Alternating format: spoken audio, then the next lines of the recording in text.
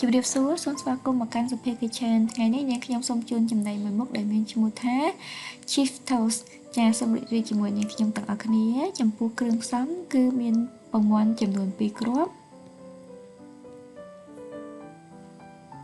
អំបិល1ជីបចាវាយអំបិលជាមួយនឹងពងមាន់ចូលគ្នាឲ្យសព្វបន្តមកយើងធ្វើការបន្ថែមជាមួយនឹងទឹកដោះគោស្រស់ចំនួន2ស្លាបព្រា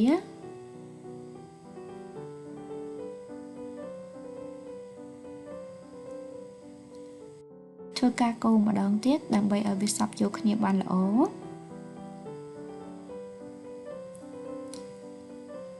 សម្រាប់ចំណីនេះគឺយើងអាចញ៉ាំជាអាហារពេលព្រឹកឬក៏ញ៉ាំជាអាហារសម្រន់ចា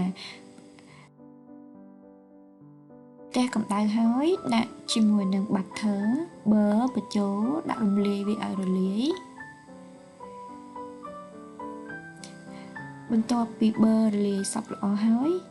ចាក់ជាមួយនឹងពងមាន់ដែលយើងបានគោះនឹងបញ្ចូលចំពោះកម្រិតភ្លើងគឺយើងប្រើជាមួយនឹងកម្រិតភ្លើង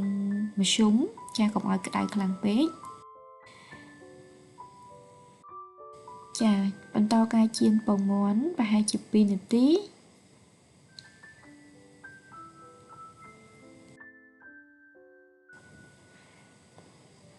ចាដាក់បន្ទះនំប៉័ងចូលបើសិនជាខ្ទះយើងធំយើងអាចដាក់នំប៉័ងផ្ទះធំចូលតែម្ដងចាប៉ុន្តែដោយឡែកខ្ទះខ្ញុំតូចខ្ញុំកាត់នំប៉័ងនឹងចេញជាយបន្តិចចាដើម្បីដាក់ទៅឲ្យវាពេញខ្ទះចាធ្វើការតប់ពីលើបន្តិចដើម្បីឲ្យពងមាន់ហើយជាមួយនឹងនំប៉័ងនឹងវាស្អិតបញ្ចូលគ្នា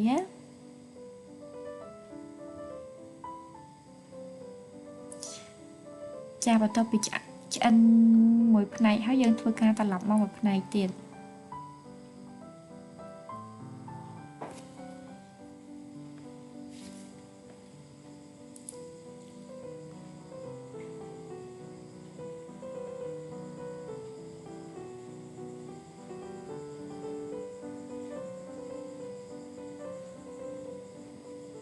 ចា2នាទីក្រោយ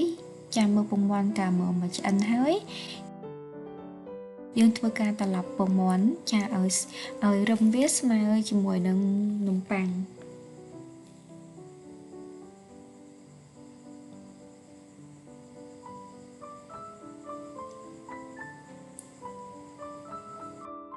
រោយឈីសពីលើ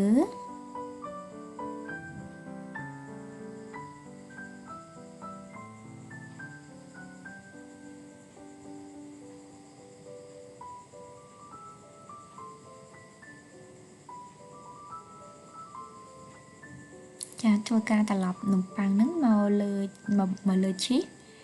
ចាបន្ទាប់មកហើយយើងនឹងធ្វើការចៀនចាក្នុងការចៀនមួយខាងចានំប៉័ងមួយខាងហ្នឹងយើងដាក់2ទៅ3នាទីចាបងប្អូនអាចឆែកមើលហើយឲ្យពណ៌វារៀងឡើងកឡាតក្រហមចាហើយត្រង់ចំណុចនេះបងប្អូនអាចបន្ថែមជាមួយនឹងប៊ឺចាបន្ថែមបន្តិចទៀតក៏បានដែរចាដើម្បីឲ្យនំប៉័ងហ្នឹងកាន់តែមានជាតិឈ្ងុយប៊ឺបន្ថែមទៀតចាសម្រាប់ខ្ញុំអត់ដាក់ប៊ឺបន្ថែមទេប៉ុន្តែបើសិនជាបងប្អូនចង់ឲ្យឈ្ងុយប៊ឺកាន់តែខ្លាំងបងប្អូនអាចបន្ថែមជាមួយនឹងប៊ឺបន្តិចទៀតចាដើម្បីឲ្យនំប៉័ងហ្នឹងកាន់តែឈ្ងុយជាមួយនឹងក្លិនប៊ឺ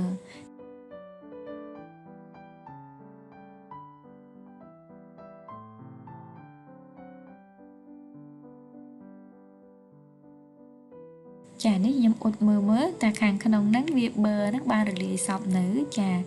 យើងចង្កត់វាទៅឲ្យវាជួយនំប៉័ងហ្នឹងឲ្យវាក្រៀមសព្វល្អចា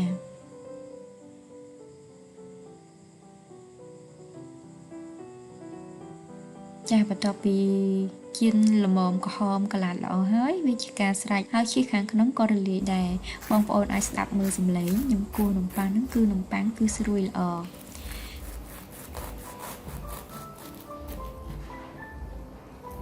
ចានៅពេលដែលយើងកាត់ហើយមើលជាមួយនឹងឈីសដែលយើងបានដាក់ខាងក្នុងហ្នឹងគឺវាឡើងស្អិតគួរឲ្យឆ្ងាញ់មែនតើចាហ ហើយនេះគឺជាអាហារមួយដែលល្អចាសម្រាប់ធ្វើជាអាហារសម្រន់ឬក៏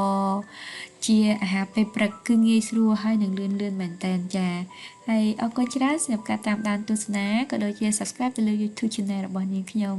ចាអរគុណច្រើនជួបគ្នានៅវីដេអូថ្មីទៀតចាជម្រាបលា